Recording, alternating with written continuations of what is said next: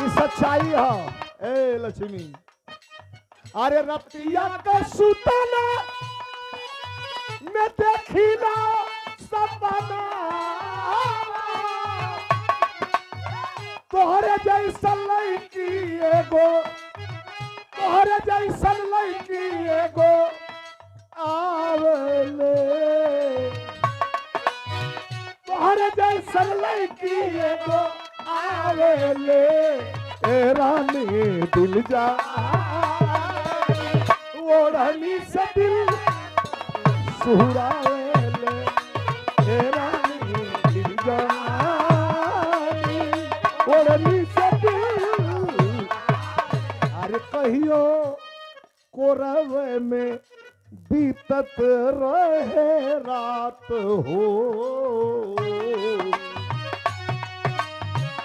अरे कहियो कोरवे में बीतत रहे रात हो अब तब बनेलू अनजान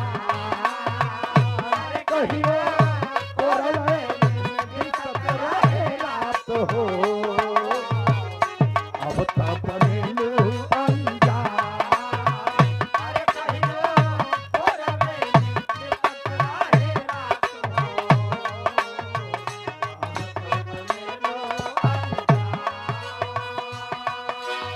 अरे पत्ता बनेलू अनजान अरे पत्ता बनेलू अनजान अरे जहिया कि जैसे अरे जब से आ गईलू बनमुआ के पास हो अरे जब से आ गईलू बनमुआ के पास हो तब से बनेलू अनजान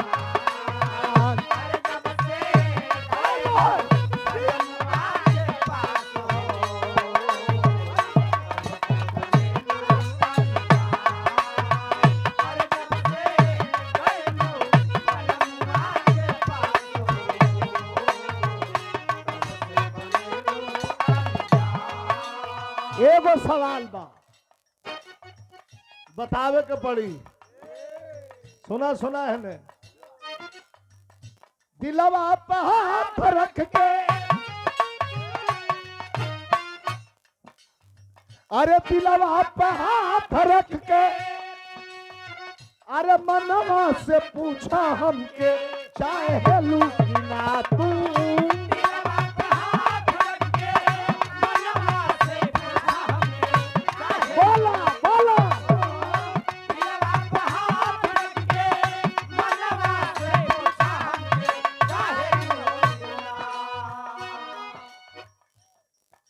और 100 रुपए का पुरस्कार हमारे छोटे भाई तूफानी भैया के द्वारा हाथ रख के मनवा से पूछा हमके चाहे लू कि ना तू अरे आपन बनावल घर आय आपन बनावल घरवा अय अपने ही हाथे गोरिया घायलू कि ना तू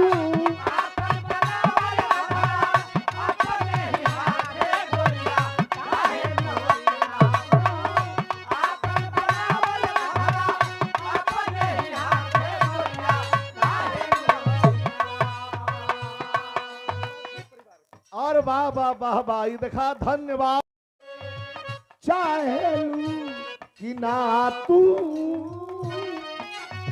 अरे आपन बनावल घरवा अपने ही हाथे गोरिया ढालू कि ना तू नहीं आके मिटना निशान हो नहीं आके मिटना निशान जब से हर कैलू बलमुआ के पास हो तब से बनेलू अनजान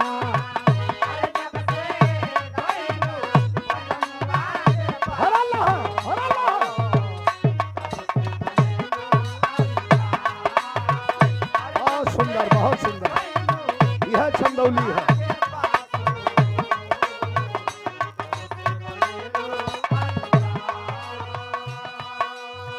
और ये देखें हमारे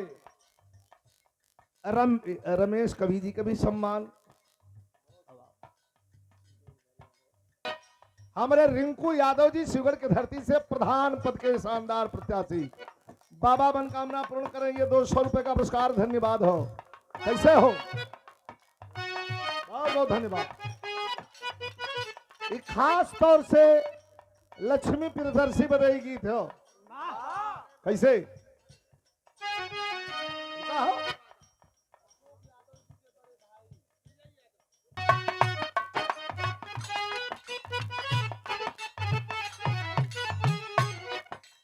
अरे रतिया का सुतना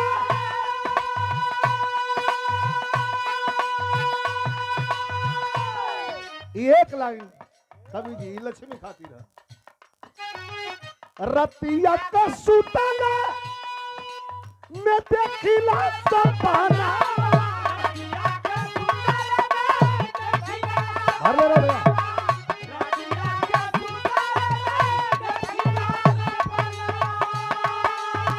ये सच्चाई है ए लक्ष्मी।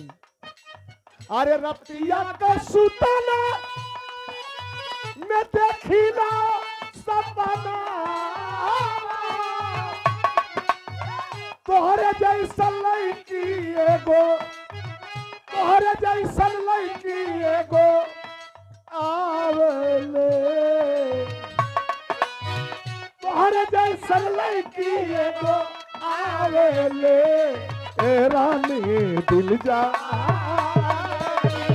ओढ़नी से दिल सुरावेले, ए रानी दिल जा ओढ़नी से दिल।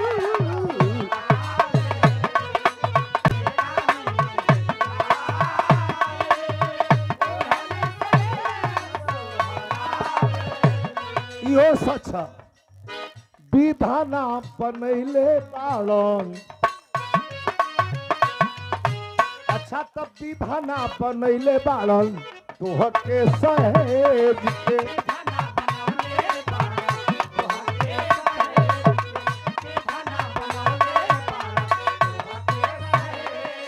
अरे कैलन यह शान यही धरतिया,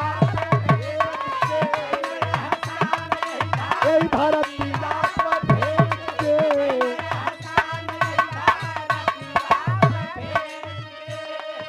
अरे बोले लूटा लाग जैसा मुँह के